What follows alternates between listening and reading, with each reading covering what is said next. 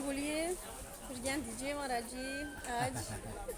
आज भगवान का जो है जन्मदिन है। अभी राम जी का जन्म हुआ यज्ञ से। यज्ञ ही सब सर्वोपरि है। जहाँ यज्ञ होते हैं वहाँ हर कार्य सिद्ध हो जाते हैं और सब शुद्ध हो जाता है, पवित्र हो जाता है। यज्ञ कर्म बहुत अनिवार्य है। दैवाधीनम जगत सर्वा मंत्राधीनम च देवता ते मंत्रा ब्राह्मणाधीना तस्मात् ब्राह्मण देवता। हमारे ये ब्राह्मण लोग सब लगे हुए हैं। बहुत सुंदर ये कार्यक्रम चल रहा है श्रीमद् भागवत का, जिसमें हमारे ब्राह्मण मूल पाठ कर रहे हैं। ये भी एक ज्ञान यज्ञ है। ये भागवत क्या है? भागवत एक परमात्मा की शब्दमयी मूर्ति है। भगवान कृष्ण उद्धव जी से यही प्रसंग चला, तो इसलिए भगवान इसी में समाहित हो गए। ज्योति उनकी इसी श्रीमद् भागवत में समाहित हो गई, इसलिए श्रीमद् भागवत शब्दमयी मूर्ति है। और इस प्रकार से ये जो है त्रिताप होते हैं ना, आदि दैविक, आदि भौतिक इत्यादि जो तीनों ताप हैं, इनको नष्ट करने वाली वो पास में भी नहीं आते हैं। अगर भगवान का संकीर्तन चलता रहे तो ये संकीर्तन ही सबसे बड़ी व्यवस्था है। तो ये ज्ञान यज्ञ के नाम से जाना जाता है। अभी भगवान राम जी का जन्म हुआ, वो भगवान वो गुरु जी के पास गए। कहते हैं बस भगवान जब एक बार भूपति मन माई, भय ग्लानि मोरी सुत नाई, राजा दशरथ को ग्लानि हुई। ये प्रसंग वही चल रहा था अभी, जो ग्लानि हुई। और वो कहाँ गए? गुरु जी के पास। गुरु कृपा ही केवलम, उनकी कृपा उनके ऊपर बरसी। और उन्होंने उस समय बड़े सुंदर विद्वान, धुरंधर विद्वान थे श्रृंगी ऋषि। तो श्रृंगी ऋषि को उन्होंने बुलाया और सुंदर यज्ञ करवाया। श्रृंगी ऋषि वशिष्ठ बुलावा, पुत्र काम शुभ यज्ञ करावा।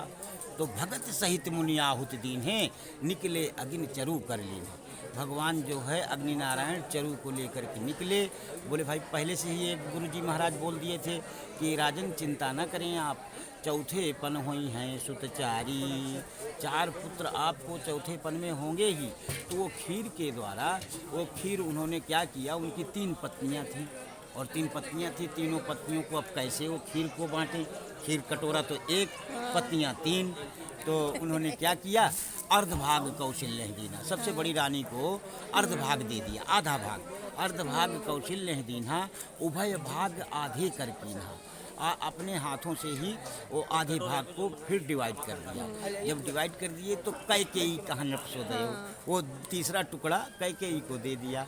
और फिर पुनः वो चौथा हिस्सा जो बचा पुण्य भयऊ, उनको पुनः जो है काट दिया। इस प्रकार से अभी हमारे महाराज जी, व्यास जी महाराज बहुत सुंदर कथा सुना रहे थे। राम जी का जन्म हुआ, अब आगे कृष्ण भगवान का जन्म होगा। वो सूर्य वंश के थे, ये चंद्र वंश के हैं। जी जी जी जी जी। और आपका तो बहुत अच्छा, आपके द्वारा आप ही आ गए, तो इसीलिए कार्य सिद्ध हो रहा है। नहीं आप नहीं आते तो इतना जल्दी कैसे करते? नहीं होता। तो आपके आने से मात्र से ये यज्ञ चल रहा है, ज्ञान यज्ञ।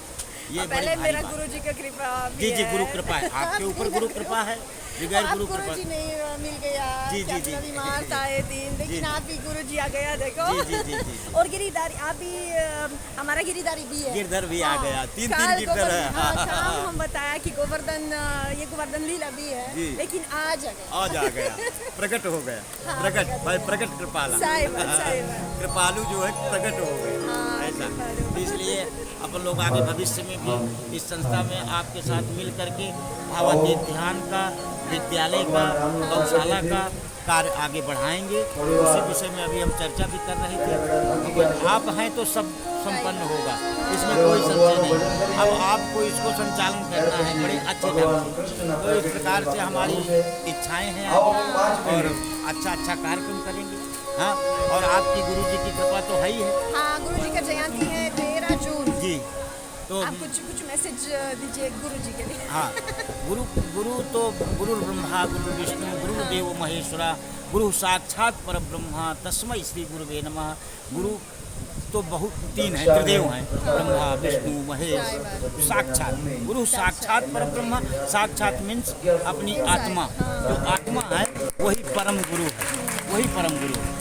उपरांत जो हमारे श्री गुरु, तस्मै श्री गुरुवे नमः, जिनसे हमको रास्ता मिला, जिनसे हमको ब्रह्म ज्ञान प्राप्त हुआ, वो हमारे प्राण हैं, परमात्मा है। इसलिए गुरु जी की जयंती है और जो है उनकी लंबी आयु बढ़े, इस प्रकार से हम लोग सब प्रार्थना करेंगे और भगवान से भी प्रार्थना करेंगे ताकि उनकी आयु बढ़े और धर्म प्रचार विश्व परिसर में चलता रहे।